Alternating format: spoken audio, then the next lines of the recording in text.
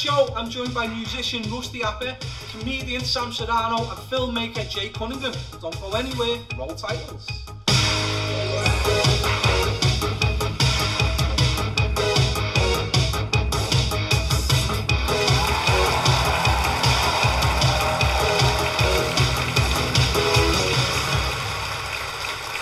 Thank you for coming, thank you for tuning in for another episode of Friday Night with Dean Aldridge. If you are watching and it's Friday night and it's 9 o'clock, I know the last thing you want to be doing is looking at my ugly mush, but if you are watching, thank you so much. Keep liking, keep subscribing, keep sharing, and most of all, please donate to our Just Giving page. We are trying to put a little bit of money back into the local food banks. So my final guest this evening is writer, producer and director. It's Jay Cunningham, ladies and gents. Jay, thank you for coming, mate. Hey Dean, thanks very much, mate, for having me. Jay, you've got a new film out soon. Tell us all about it, mate. So the film is called Jones, or everybody else knows it as J1S.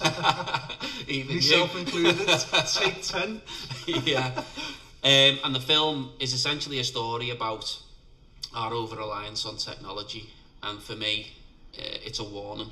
So are we too reliant on it right now? Phones have crept into our lives, we're spending more time on them, we're surrounding ourselves with technology. So that's the sort of the reason why I did the film. But the film itself is essentially Jekyll and Hyde with Scousers and robots in Liverpool. Nice. Yeah. So obviously Liverpool, when you hear about films getting made in Liverpool, it's normally gangsters and action films. Why go down sci-fi? Obviously, you touched on it there, but what are you more into sci-fi films? Is that you, or? No, I like all sorts of films, but I think that I've seen loads of gangster films made in Liverpool, and I thought I want to do something different. We're calling it Scouse Fi, right? So it's Scousers doing sci-fi. Yeah.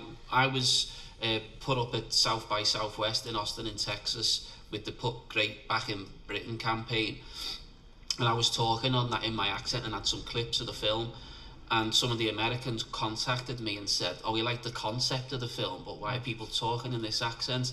Why can't they talk like us? So I'm going to swear now. I thought, fuck you. I'm going to do... That made me want to do the film even more. So yeah, Scousers, sci-fi, robots, why not in Liverpool? Brilliant. So have you got anything else in the future? Obviously this one you're sending off to festivals, film festivals and stuff like that. So it's going to festivals around the world. We'll see what happens. Again, film is art, isn't it? So yeah, people will either love it or hate it, or somewhere in the middle. I've got 3 more films wrote. The film Jones ends on a particular point, which means I can probably do 2 more films after it. So I shot it on a shoestring, and what I want to do is to say to people, here's the story. Give us a few more quid, please, so we can make it bigger and better. Bigger budget? Yeah. Everybody wants a bigger budget, yeah. I like it. So when you're filming and you're doing stuff like that, which side of the camera do you prefer to be on? Is it this one or...? Not this one. No, I don't like being here. I definitely prefer to be there, and I've done a master's in screenwriting, so I've always had ideas in my head, and I was always sending off to competitions, and nobody was giving me money, so it's probably either the scripts were shit or they just couldn't be bothered.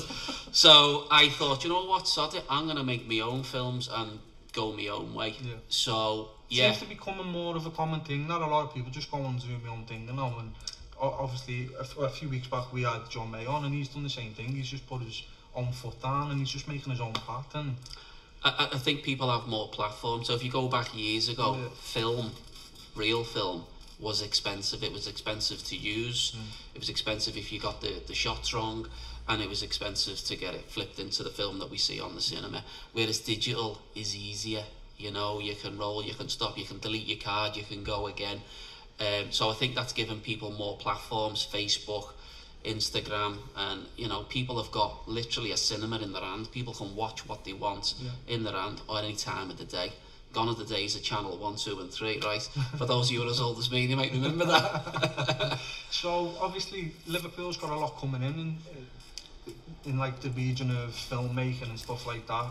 Budget wise, how big can you see filmmaking in Liverpool going? I think Liverpool's massive. Number one, because you know, there's a load of talent here anyway.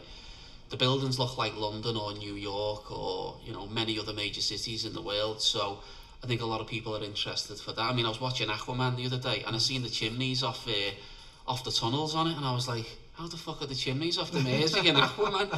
So, yeah, I think everyone's here all the time filming, but it's a boss city. It's got a great waterfront. It's got amazing architecture.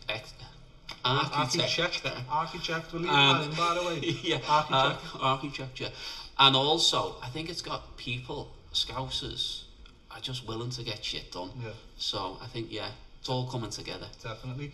If you had to choose one actor, dead or alive, who would it be to be in your film? Oh, shit. Preferably not shit. Christian Bale. Christian fan? I like Christian Bale, yeah. Nice. It'd be great. Jay, thank you for coming on, mate. I really appreciate your time. I know this was a short and sweet interview, mate, but obviously we can't wait to see your film. Do you want to tell us when it's out? So the film is going to festivals, so I can't show it to anyone right now, because if I do, I'll get thrown out the festivals. So as soon as it's done a little run, I want to put it on in town, and what I would love to do is people come and watch it, and then I'll donate the money to some charities in Liverpool. So I won't take the money myself, but I will give the money back to charity. So yeah, thanks. No worries, guys. Jay Cunningham, thank you very much. Thank you. Cheers.